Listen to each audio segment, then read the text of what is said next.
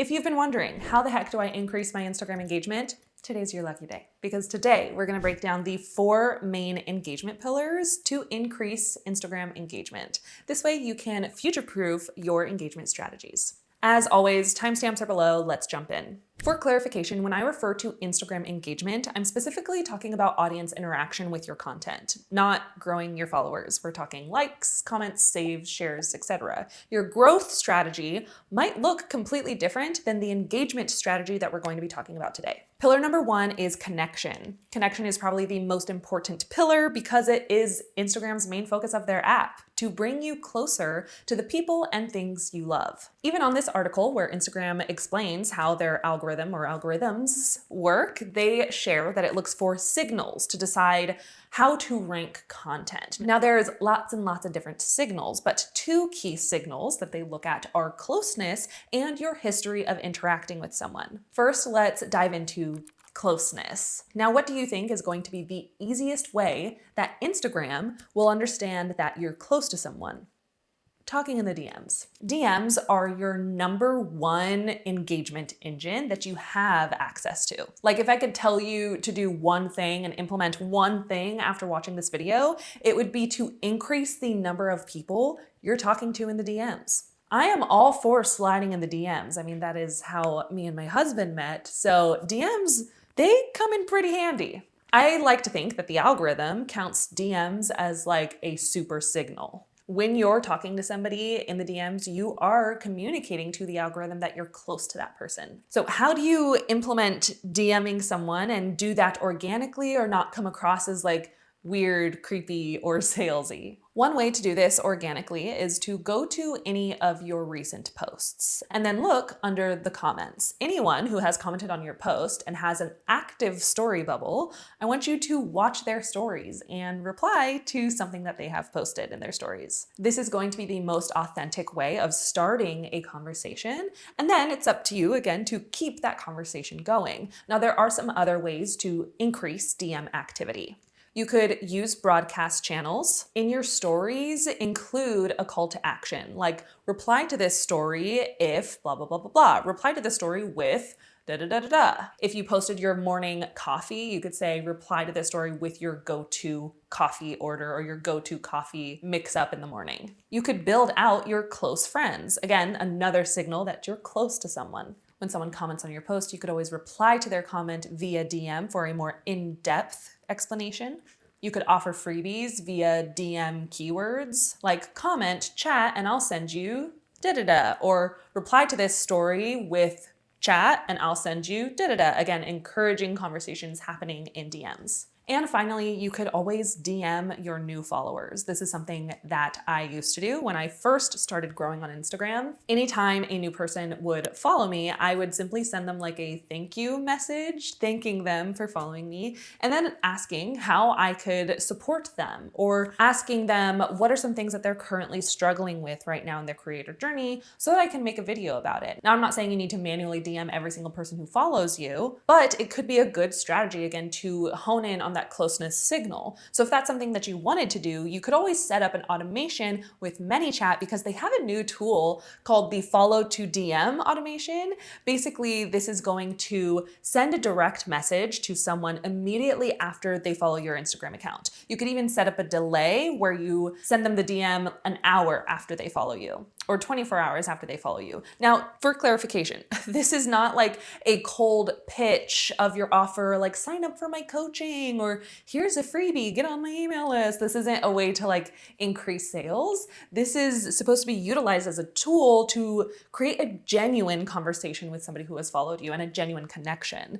Because the moment somebody follows you, that is the moment they are the most engaged with you and your content. So to just jump on that opportunity and connect with that person is going to be such a power move of you standing out among all of the other creators they're following. This is an example of the DM that you could send to somebody after they follow you. As you can see, it's just a simple, how can I help you on your journey right now? And all they have to do is take 60 seconds to fill out a form. Pillar 2, conversation. We know that the second signal Instagram looks at when deciding who to show your content to and how to rank your content is your history of interacting with someone. So if you want your content to reach your followers, you need to be connecting with your followers, okay? So 2 ways to carry on conversations on Instagram are DMs and comments. Now we've already talked about DMs, so let's focus on comments and what sort of engagement strategy you could have there, because Instagram rewards content that encourages discussion and interaction. How do I know this? Here are 2 separate videos. Both are on the same topic, same length, filmed in the same location even, but this one got way more views and reach.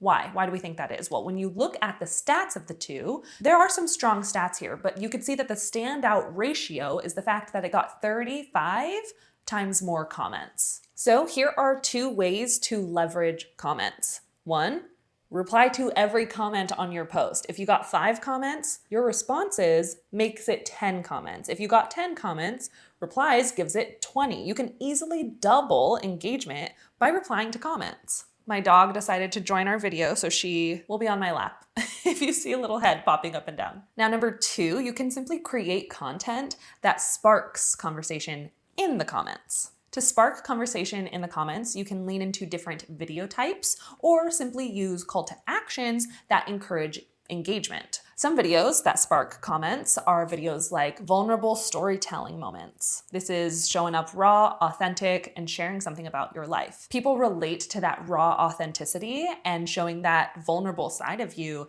definitely encourages more people to share their experience with something you're going through, or even send extra encouragement your way. Sharing any life changes, if you're moving, if you're pregnant, any life change is going to definitely increase engagement. If you have a strong opinion about something in your industry or a confession, like I'm somebody that believes toilet paper should roll over, not be under.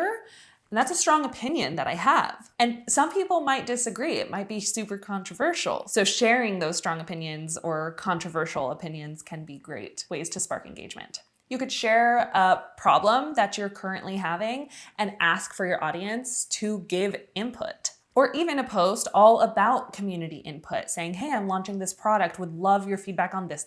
Like asking for your audience's opinion is going to invite them to share their opinion. People love sharing their opinions. And when you give them a reason to and a purpose to, they're going to speak their mind. And then my personal favorite is a value exchange with a DM automation. These are typically the posts where you say, comment, email pitch, and I'll send you my free pitch templates to land brand collaboration. So that's when you teach something and then you give a call to action for a resource towards that topic. And then we have call to actions for increased engagement. What sort of call to action could you add to your videos to increase engagement? It could be things like save this video for later, or send this video to yourself as a reminder, or you could ask for recommendations. Does anybody have a podcast recommendation about true crime? Let me know in the comments. After you share a story, you could say, has anything like this ever happened to you? Love to hear your story in the comments. If you shared tips or advice, you could say something like, what more questions do you have on brand collabs? Let me know down in the comments. And a comment keyword for a link to blank. Now for me, the post that got 35 times more engagement, and honestly just any post that gets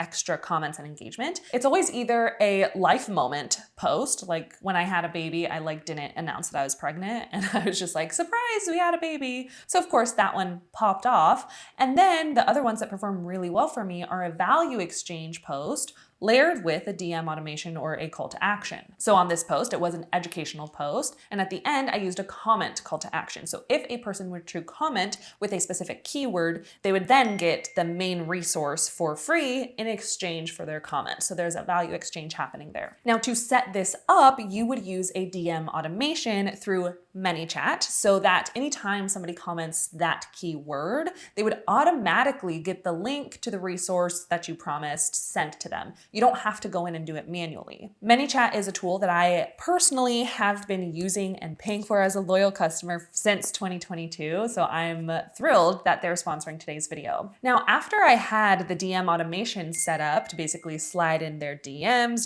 that closeness signal, I took it a step further and also set up a secondary automation to reply to every commenter that comments that keyword. This basically is a setup of a snowball effect of comments just continuously rolling on that post, even if I don't have the time to manually reply to every comment. Again, the more comments that are being thrown on that post means that Instagram's just going to push it out to more people. Now, the best part about doing these sort of automations through ManyChat is that their tool is approved by Meta themselves. So you can set up all of these automations with 100% confidence that it's not going to hurt your reach or engagement. So if you want to try out ManyChat Pro for free for 30 days, I'll leave a link down in the description below. Use that link with code ModernMillie and you could start your free trial today. Now, pillar 3 is going to be retention. Instagram has said that while they do have the top 3 signals to determine posts' reach, when it comes to Reels, the most important for distribution is watch time. If people watch Reels longer or stay on your video for longer, you're getting them to stay on the app for longer. So of course, Instagram's going to love that and show your content to more people. 4 ways that you can increase retention are going to be having a solid hook, teasing the ending of your video, creating some sort of series, and maybe even dabbling with some FaceTime content or using like casual non-hooky hooks. Let's talk about each of these. The initial hook is going to determine if somebody's going to stay and watch a little bit more of your video. It might not guarantee they'll watch the whole thing, but understanding the hook and leveraging that will at least get somebody to not immediately skip past your video. I do have a video where I break down exactly what goes into a solid hook layering strategy, but basically there's 3 elements that you want to have on every single one of your videos. That is the text hook, the visual hook, and the audible hook. The text hook is going to be what someone reads to capture attention. The visual hook is what's happening in the actual shot. In the video? Is there movement? Did you spill your water? What is the visual hook that's going to have somebody intrigued or interested? And then the audible hook is like, what is the person hearing that's going to capture their attention? Is it a trending audio? Is it what you say in your voiceover or to the camera? This might sound complicated, but if you're able to plan this out ahead of time before filming, it's going to help the improvement of your videos so much. And I have a whole breakdown of how to do this and even a complete mini course that I'll link below too, that gives you the tangible, practical research for how to apply this to your niche in your videos. My husband actually used this last week when he was researching some short form content, and I was like, just watch this mini course. And he actually really liked it. Here's screenshots of our texts. Now we have teasing the ending of your video. Now, this can be as simple as saying, now be sure to stay till the end because the last tip is the one that's gonna actually move the needle. You know, you could say things like that, or something like, if you're only gonna take one thing from this video, it's going to be my final point. We'll get to that in a second. You know, so you could do something like that where you're verbally teasing that outro. If that's too on the nose for you, if you're doing like a storytelling, you could say something like, honestly, this was a plot twist that I just did not see coming. Or even with like vlogs or day in the life stuff, if you start with a montage of what's to come, it's teasing what's in the video. Or even if you start with like the biggest moment, let's say you're shopping and you drop a candle in Ross and you break it and it shatters everywhere, and that's like 2 minutes into the vlog, start with the most compelling clip. Again, teasing what's to come. Then you have bingeable content. It could be something like, welcome to part 1 of my Becoming a CEO series. I've been loving it. So it could be something like that. You could do a whole transformation. Welcome to day 5 of my 30-day gut reset challenge. People love series type of content because they love that whole like start to finish. Let me track the progress here. Let me binge. Oh, I found episode 5 or reel 5 came up on my For You page. Let me go back to this person's profile and watch 1, 2, 3, and 4. And so when you commit to, let's say, a 7-day, 30-day, 75-part series, it's not expecting to go viral on the first one. That's not the intention. It's, I'm gonna commit to this for however many days it is with the hopes that one of these, if one, just one, outperforms the others, anyone who watches that one is going to binge and that snowball trickle down effect will start to take place, naturally increasing your engagement. And then we have like the FaceTime style content. This format is something I see a lot of on TikTok, and I feel like people are starting to really connect with it on Instagram. I think most of the time people see Instagram as like this aesthetic content platform, but we're starting to see more of it onto Instagram because it feels so personal, unscripted, it's emotionally engaging. You could think like not showing up perfect, messy bun, no makeup, in your natural environment, direct eye contact to the camera, just having a conversation with your best friend.